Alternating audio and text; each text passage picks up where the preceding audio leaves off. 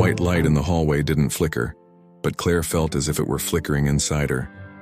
Each step echoed on the waxed floor, leading her to room 308. Night shift, stable patient, hospital silence. She clutched the clipboard to her chest, not out of necessity but by instinct, as if it could still protect what no longer fit in any hiding place. "Claire?" The voice behind her froze time. She turned slowly. It couldn't be. Logan. The same deep voice, now more tired. A hint of gray at his temples, white coat open. Time had made him harder. And yet, there he was, exactly like the sound of her name in his mouth.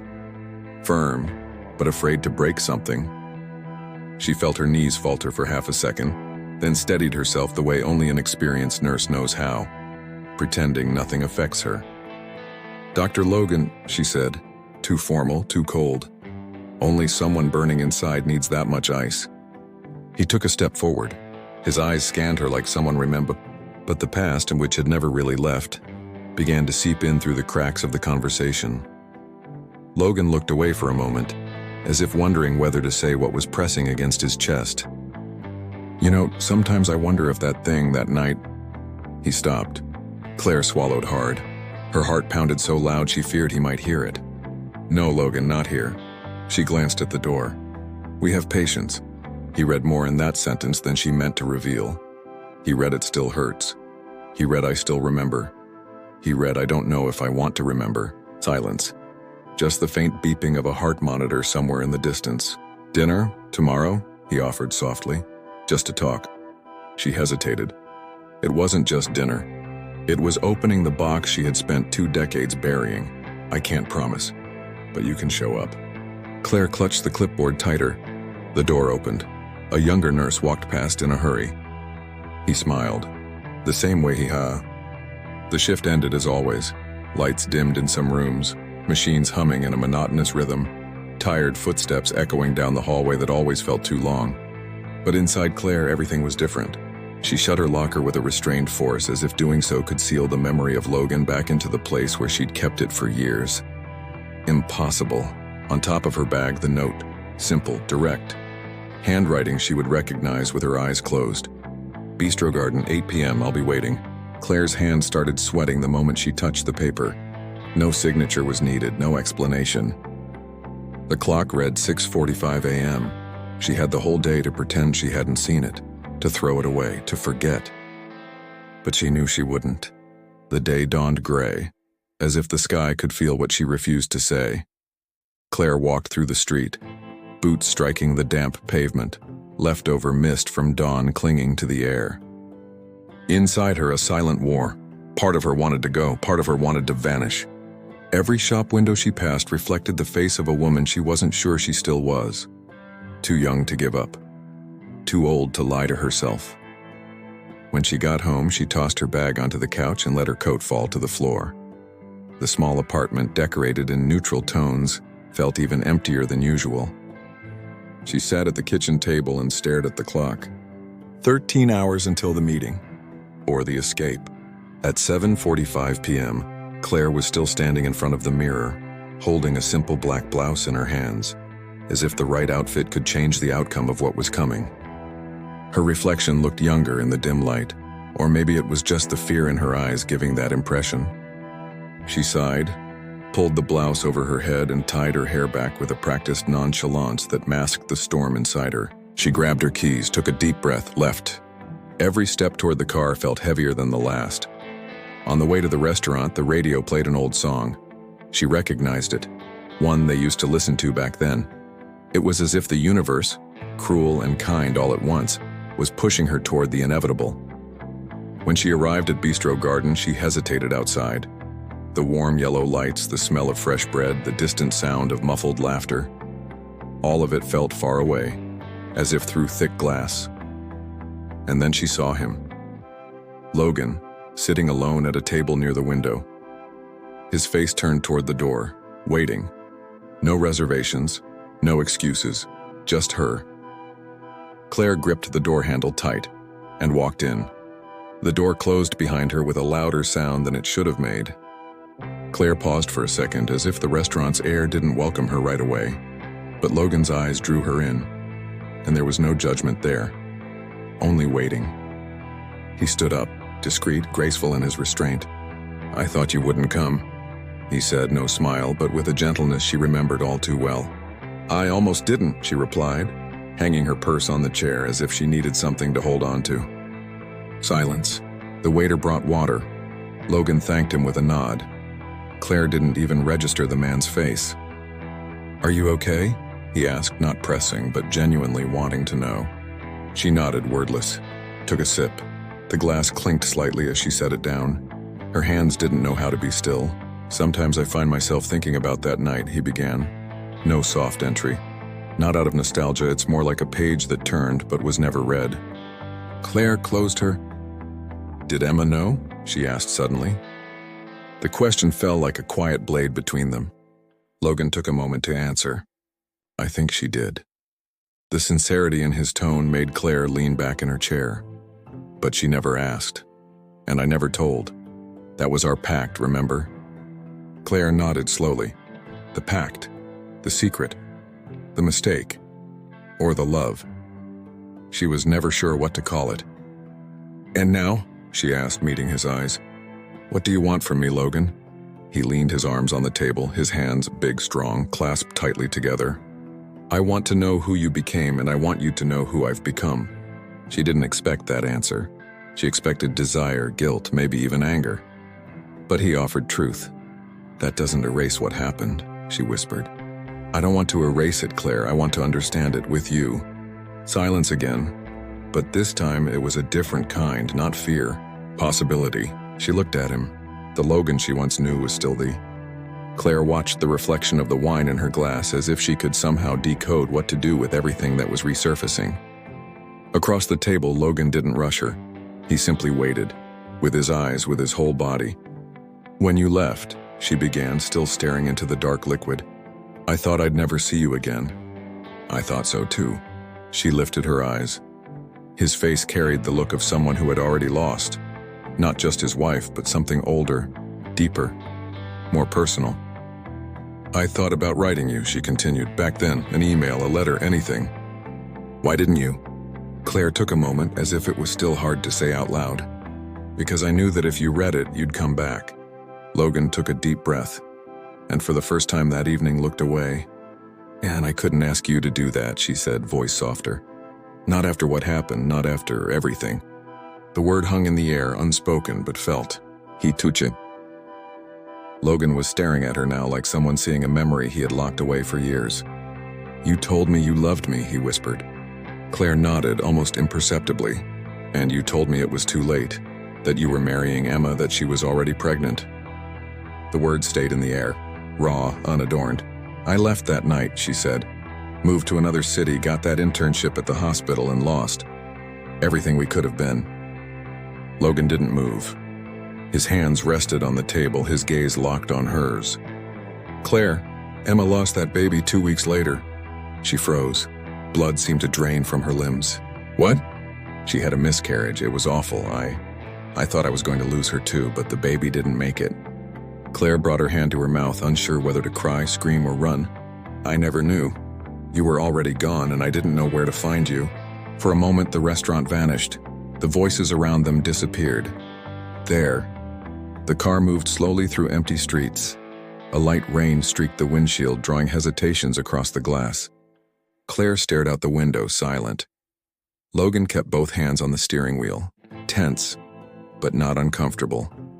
The silence between them was full of the past, of memories, of everything that could happen again. "Do you want me to take you straight home?" he asked, eyes still on the road. She took a moment to answer. "No." Logan turned his head briefly. She wasn't looking, but he smiled. Small, quiet. Like someone hearing something he'd waited a long time to hear. His apartment was bright, clean, silent. The walls were adorned with pictures of cities, not people. There was no trace of Emma there, at least not visibly. Claire stepped inside cautiously, her shoes still damp, shoulders wet from the mist. He hung up his jacket and handed her a towel. She thanked him with a nod. They stood in the middle of the room like strangers who nod. "Sometimes I thought I made it all up," she said, taking the glass. "That night, what we felt, I thought it was just in my head. It never was." She looked at him. His gaze was the same as before, maybe heavier now, but still him. "You've changed," she whispered. "So have you, but it's still you." Claire didn't reply. She only raised the glass to her lips without drinking. He stepped closer, one slow step at a time, until he was close enough to breathe her in. It was the same scent. Or maybe it was just memory. "Claire," he said softly. She lifted her eyes. And in that moment, the barrier between them cracked. Not with a sudden move, but with the caution of someone afraid to break what's left. Logan reached out his hand. She didn't pull away. Their fingers touched. That was all. But it was everything. The touch felt both familiar and new. It carried the urgency of lost years and the tenderness of someone who knows they can't afford another missed. "I never forgot," he murmured. She closed her eyes, skin tingling, heart racing. "Kiss me," she said, barely audible. And he did, without rush, without doubt, as if everything had been waiting for that moment. Hours later, Claire was lying on the sofa, wrapped in a blanket, glass nearly empty in her hand. Logan sat on the floor, leaning against the edge, his head resting on her leg. Neither of them spoke. It was peace, but deep down she knew. This wasn't an ending. It was the beginning of something that could still hurt, or heal. The alarm went off at 6:30. Claire didn't recognize it, but the sound was the same everywhere, the end of the bubble. Logan was still asleep, one arm stretched across the empty pillow where she had been. She watched him in silence. There was a calm on his face that she hadn't seen since their reunion, or maybe ever. She dressed quietly, picked up her bag without making a sound. Left a note on the kitchen table. "I had to go, but I didn't run, Claire." The hospital was cold that morning. Claire threw herself into work like someone choosing to drown. A rush of medications, shift changes, anxious patients, late doctors. Anything was better than thinking. But around 10 a.m., the receptionist nurse appeared in the break room. "Claire, there's a girl out front asking for you." "A patient?" "I don't think so. She said she's a doctor's daughter. Logan something." Claire felt her blood run cold. "She's here?" "Sitting, looks mad or nervous or both." "Sitting, looks mad or nervous or both." Claire stepped out, her heart tightening. In the waiting room, sitting in the corner chair, was a teenage girl about 17. Jeans, black hoodie, sharp eyes. Logan's daughter. "You're Claire?" the girl asked, standing up. "Yes, I am. And you are?" "Ellie, I'm Dr. Logan's daughter." Claire swallowed hard. That same gaze, that same directness. "My dad left early today.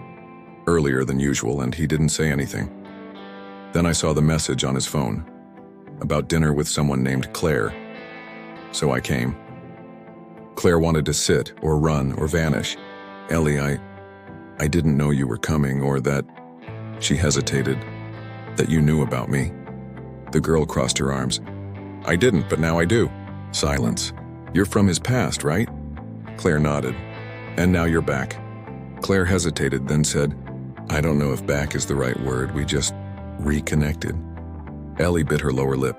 There was something in her eyes Claire recognized, fear. "My dad's not good at starting over. He pretends he is, but he freezes. Since my mom died, he's just been on autopilot." Claire listened quietly.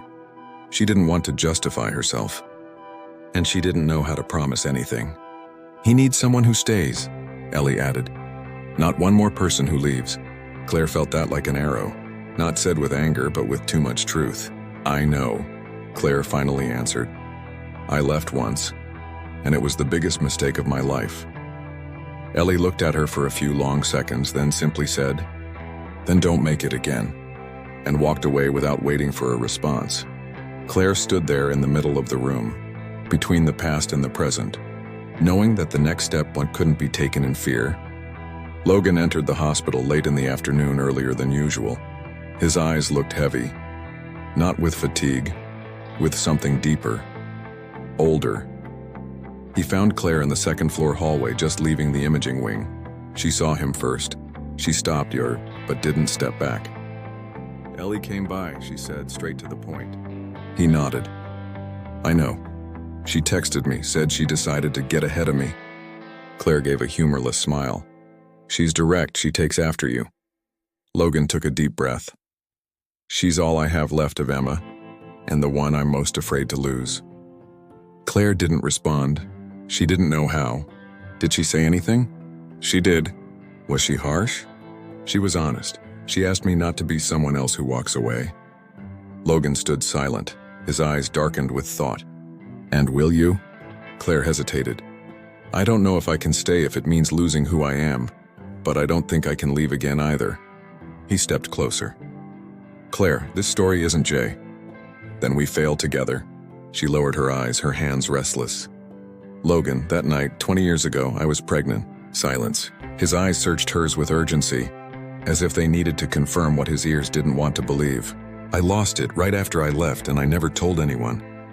Logan staggered back a step. The pain hit him like a silent wave. Was it mine? It was ours.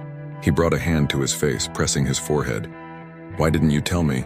Because I was hurt and angry, and because I thought you were happy with her, and because I couldn't bear the idea of sharing you. Logan stepped forward again, eyes now glistening. Claire, do you really think I would have chosen any life where you didn't exist? She was crying now, not trying to hide it. I just want to know if it's still possible. He pulled her close, and in that embrace there was more than desire. There was grief, promise, acceptance. Are you ready to stay? He asked softly into her ear. Claire leaned her forehead against his chest. This time, yes, even if it hurts, even if it goes wrong, even if she hates me. She won't hate you, she's just afraid you'll leave. Claire closed her eyes, and for the first time she felt that maybe this could be home. The house was lit with a warmth that felt too soft for a cold night. Claire stepped up the 3 porch stairs with careful steps. Her hands were sweating, even with the chill biting at her fingers. It wasn't fear. It was something else. The feeling that if she crossed that door, there'd be nowhere left to run. Logan opened it before she could touch the bell. Hey, he said, calm, like someone who knows what's coming next. She's here? She is. Claire nodded. He stepped aside and she walked in. The living room was too neat. Table set with aligned silverware, cloth napkins, wine breathing in a wide glass. Claire noticed the care, the gesture, the attempt to soften the inevitable. Ellie appeared in the hallway, hair down, a lighter hoodie, expression harder to read. She stopped when she saw her. Claire. Hi, Ellie. Silence. Long. Logan tried to break it. I made lasagna, Emma's recipe. Claire looked at him. A kind gesture, but risky. Hey, we're walking on sacred ground. I hope I'm not offending her memory by liking it, Claire said with a gentle, sincere smile. Ellie exhaled through her nose, almost a laugh. She hated cooking, but that recipe, she insisted on it. Sometimes when we love someone, we do what we hate, Claire replied without thinking, then bit her lip. Ellie looked at her as if hearing more than just words. You came to have dinner or to convince me? Claire looked back at her, steady. Both. Logan stayed still, like someone watching a minefield being revealed. Sit, Ellie said, pointing to the chair across from her. Claire sat. They ate in silence for the first few minutes. Only the sound of cutlery, faint clinking of glasses, tight breathing. Did you know my dad cries in secret? Ellie said suddenly. Claire froze mid-fork. I didn't. Ever since my mom died, he shuts the office door, plays random music and just stays there, but I hear him. Claire looked at Logan. He didn't deny it. The worst part about growing up fast is realizing when someone's trying to look whole. Claire felt those words hit her like a mirror shattering inside. I came here because I don't want to pretend anymore either. Then don't, Ellie replied. But if you're going to stay, face me. Don't try to buy me with patience or guilt. Just be someone who stays even when it's uncomfortable. Claire swallowed hard and nodded. I didn't come to be perfect, I came to be honest. Ellie stared for a few more seconds, then went back to eating, and only then did Logan really breathe. The dinner dishes were still drying on the rack. Logan closed the front door gently as if trying to protect the calm silence that lingered after the evening. Claire was on the couch, shoes off beside her, legs tucked under, a glass of wine still in her hand. I thought it would be worse, she said. What? Being tested by a teenager with more courage than most adults I know. Logan chuckled, sitting beside her. Ellie has a radar for lies, got it from her mother. She's scared, Claire said with a sigh, but she doesn't run. And neither did you. Claire glanced at him. Only because running now would be worse than facing it. He took a sip of his wine. Sometimes I think, what if everything back then had been different if you had stayed? Claire took her time to answer. I wouldn't be who I am now, and maybe you wouldn't have learned how to lose. You romanticize pain too much, he said with a bittersweet smile, and you hide behind it. Logan's eyes locked onto hers. The tension from before was gone, but the weight was still there. Only now it was shared. Claire. She knew. The way he said her name already carried what was coming. I don't want to remember you as what could have been. She placed her glass on the coffee table, turned fully toward him. Then live me now, but no apologies this time. He pulled her close, slowly. No sudden movements, like someone who knows the body holds memories, both good and painful. The kiss wasn't urgent, it was deep, like a reunion between two survivors. His hands on her face, the touch on her neck, the warmth along her bare back. Claire was no longer a girl, and Logan was no longer a man torn in two. They knew each other, through every version that had come before. Time had no clock that night, and when morning came, Claire was still there, in the same bed, on the same chest. No urge to run, no need to explain, just staying. The doorbell broke the morning silence like a bell of reality. Claire and Logan were still in the kitchen. The smell of fresh coffee lingered in the air, the toast heating in the toaster, and her hair tied up messily, like someone who had just woken up feeling loved. Logan stood up slowly, opened the door. It was Susan, Emma's sister. Stern face, quiet elegance, the same upright posture as always. Claire saw her from where she stood. She stopped slicing fruit. She knew this moment would come. Good morning, Logan, Susan said. Can we talk? He stepped aside. She entered. Claire, she said with a curt nod. Susan. Logan remained standing. There was no discomfort, but there was tension. This visit had a purpose. I figured you'd come, Claire said before Susan could speak. Then you already know why I'm here. Claire nodded. Susan placed her bag on the couch but didn't sit. I'm not here to make a scene, or threaten. I'm here because I'm the only one in the family who still says what needs to be said. And what needs to be said? Susan looked her in the eye. You left once, Claire, and it took him years to breathe again. Claire didn't look away. I know. Emma forgave you in silence, but she never forgot. And now you come back, enter his life, his daughter's life, and think no one's going to feel anything? I don't think that. I just don't believe love needs to be hidden to be respected anymore. Susan took a deep breath. She turned to Logan. And you? I'm where I choose to be. Susan nodded. Then hold on to it. She grabbed her purse, and before leaving, looked back at Claire. If you leave again, you won't just leave longing, you'll leave ruin. Claire answered firmly. If I stay, it'll be fully. And this time, it's a yes. Susan left without another word. The silence after the door closed was heavy, but Claire and Logan stood side by side. Are you sure? He asked softly. I didn't come all this way to have doubts. He pulled her in by the waist. She rested her head on his shoulder. Then let's live this, Claire. To the end? To the end. And there, on that quiet morning, with no ceremony and no applause, the thing they had waited their whole lives for happened. They began. For real.